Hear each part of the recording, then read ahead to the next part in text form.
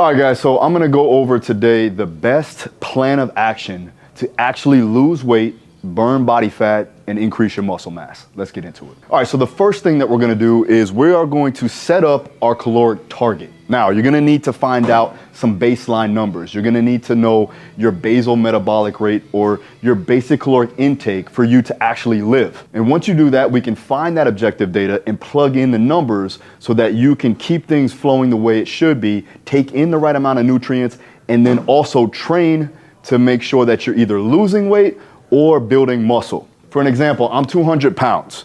200-pound male, roughly you're gonna take in about 2,400 to 2,800 for maintenance, all right? And if I'm trying to lose body fat, I'm gonna bring that down around 2,000 to 2,200 calories. I'll get into the math in a minute.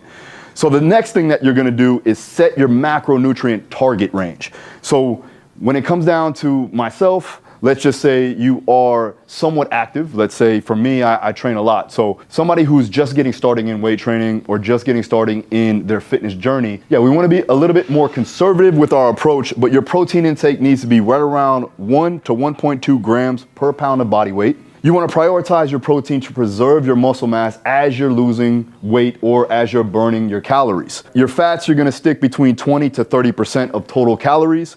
Your carbohydrates, you're gonna fill the remaining of that percentage, and that's gonna be around your training times, especially if you're trying to lose body fat. All right, so once you set your macronutrient target, now we're gonna look at meal timing and the overall structure of your plan. You wanna take in at least 3 to 5 meals a day, spanning them out between 3, maybe even 4 hours, just depending on your schedule. Each meal should have some protein in it, right? You wanna make sure that every meal has protein so that you can conserve or preserve your muscle mass. Pre-training, you wanna make sure that you're prioritizing protein and carbohydrates and some fats for allowing for that protein to be digested a little bit slowly. You're gonna do that 2 hours before your training session, right? As far as your pre-workout supplements, you wanna take in some type of creatine monohydrate. It's one of the most studied and researched supplements out there, along with essential amino acids and maybe even some caffeine. Now, I do have this all in my new pre-workout formula, Combat Ready. So if you wanna check that out, link is down there.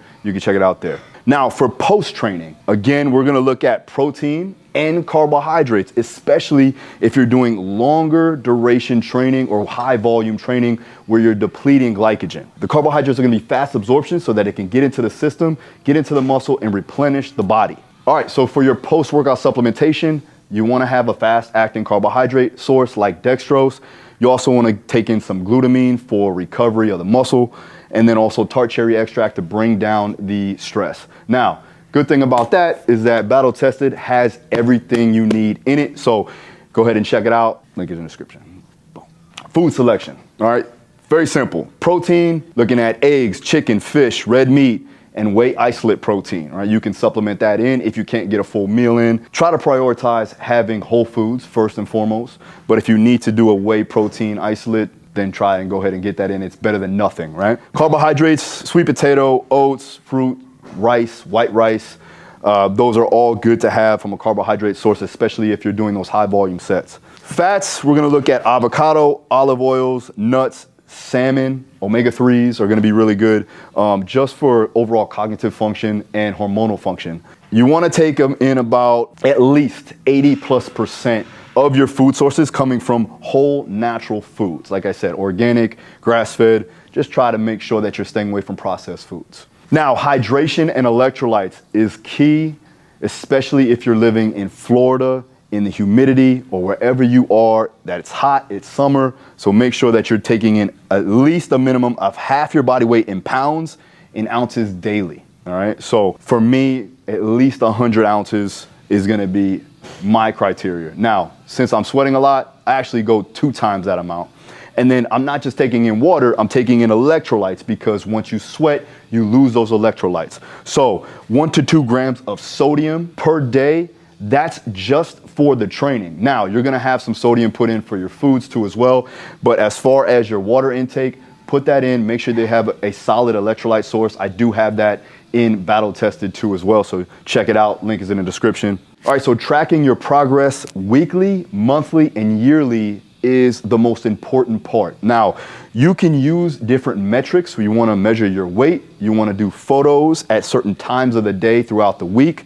You want to check your energy levels throughout the days. And you also want to check your performance level. How much stronger are you getting? Are you increasing your endurance or your VO2 max? Now, if you can't do this or you don't know how to do this, no problem. We do have an online one-on-one coaching program that you can sign up for right now. Link is in the description, where we actually keep you accountable. We hold you to that standard and we give you the programming necessary for you to lose that weight. So check it out down below. Now, lifestyle habits is gonna be key because this is a lifestyle change now for you, right? If you've been stuck in a rut and you haven't been able to get out of this weight that you've been in or this body fat that you've been in for a long time, you have to change some things. One, you need to get adequate amount of sleep. That's gonna help with the recovery process because you cannot train without proper recovery. So what you wanna do is aim for about 7 to 9 hours of sleep.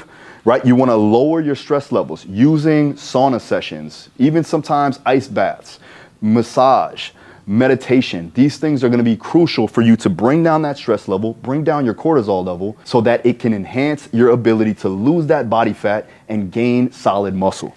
Right? Now, your daily average steps, you don't have to start right out the gate and go running for marathons. Just start with 8,000 to 12,000 steps a day to increase your NEAT, or your non-exercise activity thermogenesis, meaning that the things that you do outside of the training, right? Just stay physically active. Don't just sit on the couch, watch TV, eating popcorn, whatever you do.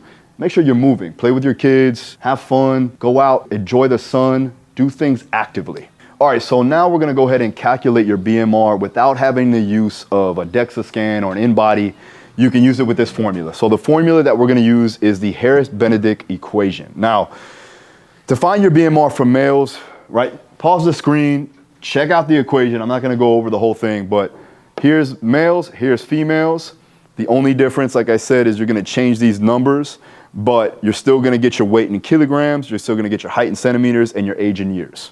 Now, step number 2 is activity multipliers, meaning that the more active you are, right, the higher the multiplier. And so for this, you look at activity level. Sedentary is gonna be 1.2. That's very low exercise. That's like barely doing anything, which most of you aren't doing that. Light activity is gonna be 1.375. So that's around 1 to 2 times per week of training. Medium activity is probably where most of you are. So that's gonna be 1.55, and that's about 3.5 times per week of training. Then you have your very active, which this again is the majority of my viewers. You're gonna do 1.725, and that's about 6 to 7 times per week. And then super active, that's kind of my category, where it's 1.9, where I'm doing 8+ times per week of training, all right? Let's just go off an example of myself. I'm 200 pounds. To find my total daily energy expenditure, or my TDEE, along with my BMR, I'm gonna put all the numbers in.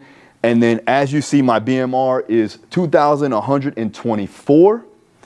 My TDEE is 2,124 times 1.9 because I'm doing 8 times plus per week of training.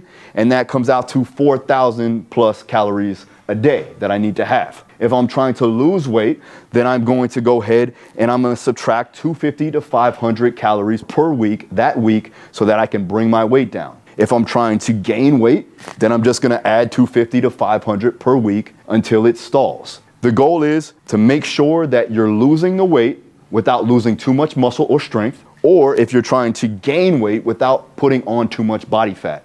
And this goes hand in hand with making sure that you have a concise balance point. You know exactly the weight that you're gaining is consecutive and it's not too much or too less, and you're doing it consistently. All right, so I know there was a lot of numbers. Hopefully you learned a little bit. If you want to find out the exact details on how we do things to get you where you want to be, check out my online one-on-one coaching. Link is in the description now. We hope to see you there. If not, I hope this helps. Hit the comments, hit the like button. I'll see you guys next time. Peace. What's up, guys? Daru here. Make sure you like this video and subscribe for more. See you on the next one.